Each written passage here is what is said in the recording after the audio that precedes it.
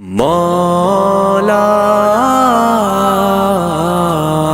خلافت کہتے کسے؟ خلافت نام ہے حکومت الہیہ کا. اللہ کی حکومت، انسان کی خلافت. انسانی حاکمیت کفر ہے. آج بھی نعرہ لگ رہا ہے، آج بھی میں نے پڑھا ہے کسی صاحب کا، سیاسی کارکن کا بیان، عوامی حاکمیت کے قیام تک ہماری جد و جہد جاری رہے گی. یہ نعرہ کفر ہے، کلمہ کفر ہے. حاکمیت صرف اللہ کے لیے. اچھا، حاکم اللہ ہے تو انسان کے پاس کیا ہے؟ خلافت. خلیفہ کسے کہتے ہیں؟ جانشین، نائب. اور سادہ ترین بات سمجھ لیجئے، یہ چونکہ بہرحال قریب ترین مثال ہے، ہم انگریز کے غلام تھے. بادشاہ کون تھا؟ وہ تو جو بھی بادشاہ تخت انگلستان پر تھا یا جو ملکہ تھی وہی تھی نا. حاکم وہ تھی. وائس رائے ہوتا تھا یہاں. وائس رائے اس کا نمائندہ. جہاں حکم آ جائے گا اصل حاکم کی طرف سے سر تسلیم خم، جہاں نہیں ہے اپنی ثواب دید سے، مشورے سے، قریب لوکل جو بھی کنسلٹیشن ہے، جو ایکسپرٹس ہیں ان کے مشورے سے قدم اٹھا. یہ خلافت ہے. اب آپ ایک اور بات سمجھ لیجئے، یہ خلافت اللہ نے تمام انسانوں کو دی، اس لیے کہ ہمارے سب کے، چاہے وہ کافر ہو، مسلم ہو، ہندو ہو، مسلمان ہو، عیسائی ہو، گورے ہو، کالے ہو، سب حضرت آدم کی نسل سے ہیں. اور انی جاعلک یہ جو فرمایا اذ قال ربک للملائکۃ انی جاعل فی الارض خلیفہ، تو خلافت آدم کو دی. تو آدم کی ساری اولاد خلیفہ ہے. آپ کو بڑی عجیب بات معلوم ہوئی ہوگی، لیکن جو خلافت سے آگے بڑھ کر حاکم بننا چاہے وہ باغی ہے. سمجھ رہے بات؟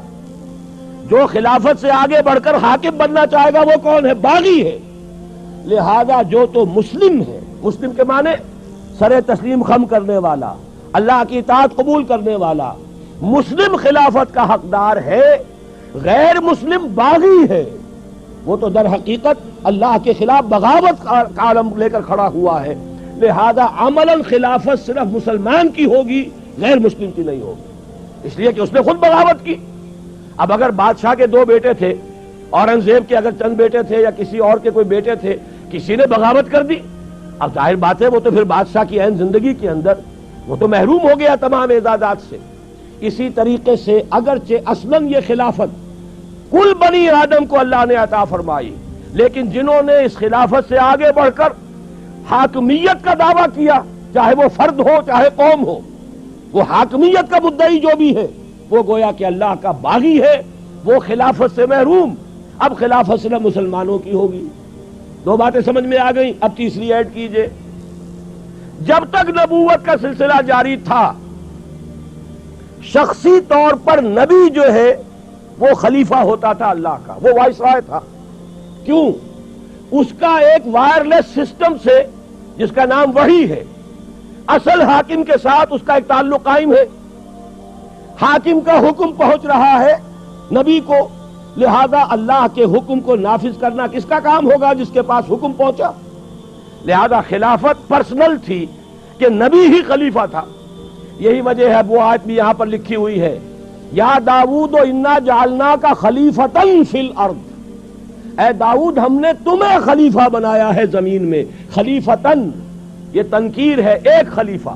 گویا کہ جب تک نبوت جاری تھی نبی ہی خلیفہ تھا. نبی نمائندہ ہے اللہ کا، نبی کے پاس احکام آ رہے ہیں. ما آتاکم الرسول فخذوہ وما نہاکم عنہ فانتہوا، جو رسول تمہیں دے تھام لو مضبوطی سے، جس چیز سے روک دے رک جاؤ. ومن یطع الرسول فقد اطاع اللہ. تو اصل خلافت نبی کی تھی جیسے حضرت داؤد کی.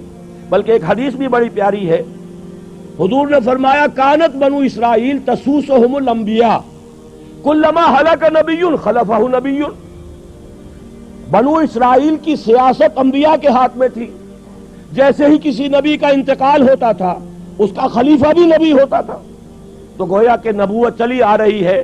حضرت داؤد کا انتقال ہوا، ان کے بیٹے تھے کہ نہیں حضرت سلیمان، وہ خلیفہ ہو گئے. تو کانت بنو اسرائیل تسوسہم الانبیاء کلما ہلک نبی خلفہ نبی. اب چوتھی بات سمجھیے، یہ ہے اصل میں خلافت کے فلسفیانہ اصول. ختم نبوت ہو گئی حضور پر آ کر. اب کسی کا کوئی وائرلیس کنیکشن نہیں ہے اللہ کے ساتھ, وہ تو کتاب اور سنت ہے. اب قرآن میں اللہ کی ہدایت, اللہ کا آخری ہدایت نامہ قرآن, نو انسان پیام آخری حامل او رحمت للعالمین, اور حضور کی سنت اب یہ ہے ہمیشہ کے لیے. لہذا اب خلافت جو ہے شخصی نہیں رہی, امت کی ہو گئی, مسلمانوں کی اجتماعی خلافت ہے. یہی وجہ ہے کہ پھر خلیفہ کو مسلمانوں نے منتخب کیا, مسلمانوں کی رائے سے ابو بکر خلیفہ بنے.